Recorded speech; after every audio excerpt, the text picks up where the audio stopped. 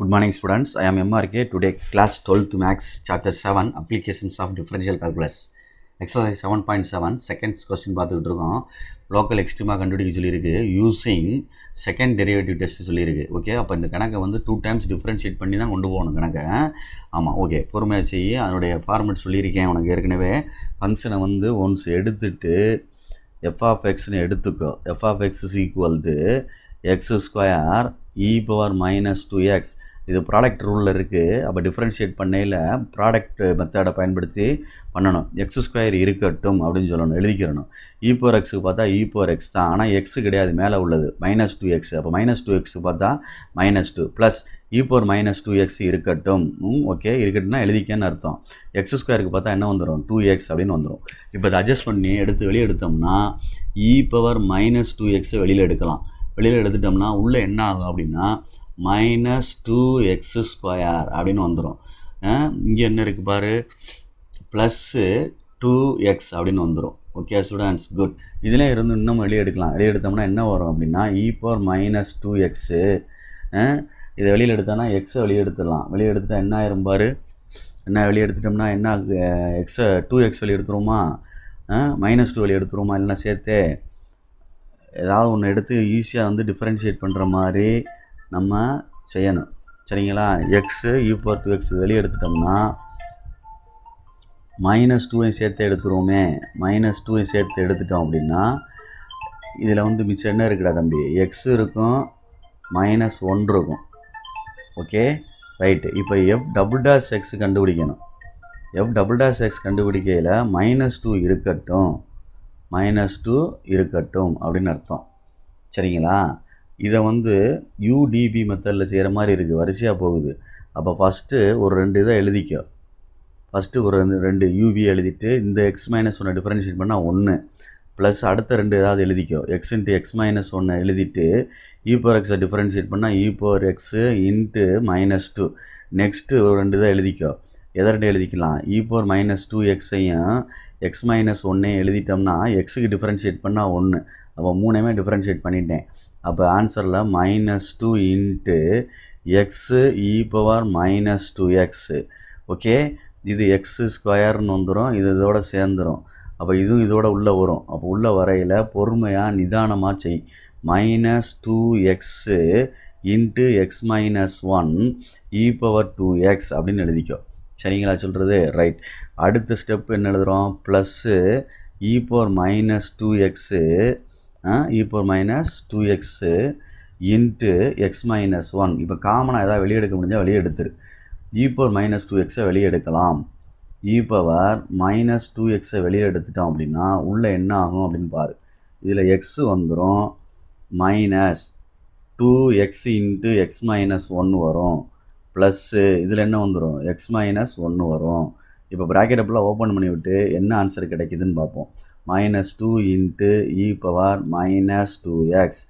இப்போ x -2x square plus 2x plus x-1. இதை லைட்டாக நம்ம மட்டும் சரி பண்ணி என்ன ஆன்சர் வருதுன்னு பாரு. -2 into e power -2x into இது ரெண்டையும் ஆட் பண்ணோம்னா 2x 4x வருது, -2x ஸ்கொயர் ப்ளஸ் 4x-1 அப்படின்னு கிடைக்குதுடா தம்பி. இதுதான் f double dash of x அப்படின்னு அர்த்தம். Okay good. ஆனால் நம்ம கண்டிஷன் படி வைக்கணும்னா ஃபஸ்ட்டு டிஃப்ரென்ஷியேட் ஈக்குவல் டு 0 தான் வைக்கணும்.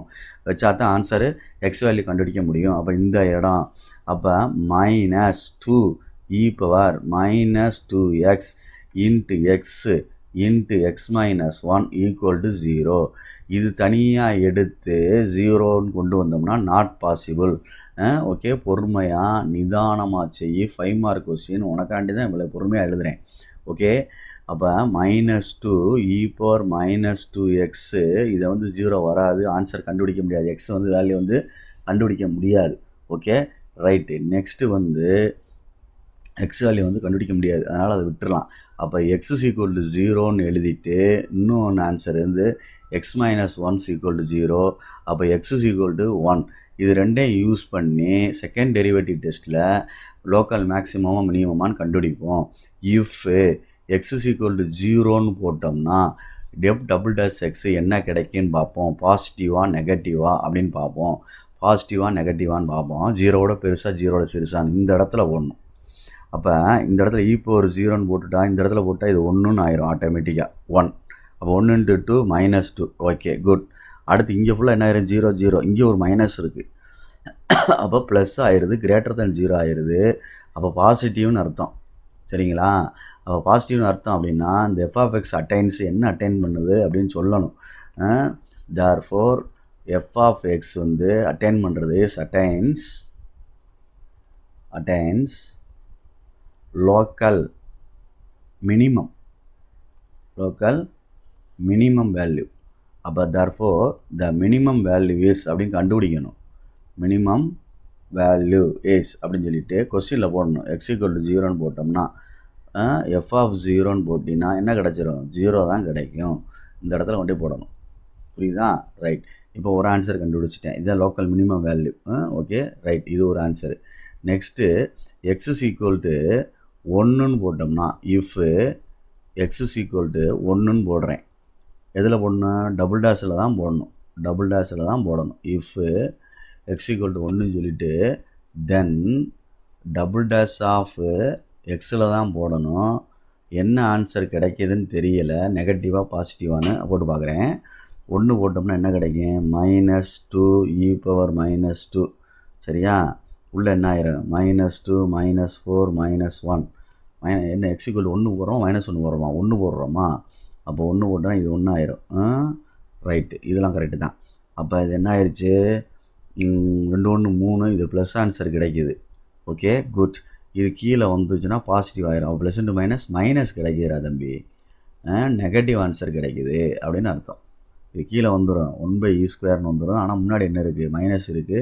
இங்கே ப்ளஸ் இன்ட்டு மைனஸ்ன்னு வந்துடும் மல்டிப்ளை பண்ணையில். Okay good. அப்போ நம்மளுக்கு கிடைக்கிறது நெகட்டிவ் ஆன்சர் கிடைக்கிறதுனால இட் அட்டைன்ஸ் என்னது? லோக்கல் மேக்ஸிமம் அப்படின்னு சொல்லிட்டு மேக்ஸிமம் வேல்யூ கண்டுபிடிக்கணும். Okay good. இப்போ நான் கண்டுபிடிக்கிறேன். தேர்ஃபோர் f(x) வந்து attains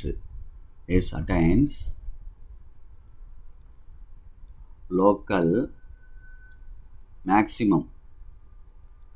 Therefore the maximum value is கணக்கில் போடணும். x = 1ன்னு சொல்லி கணக்கில் போட்டோம்னா f(1) = 1 × e⁻²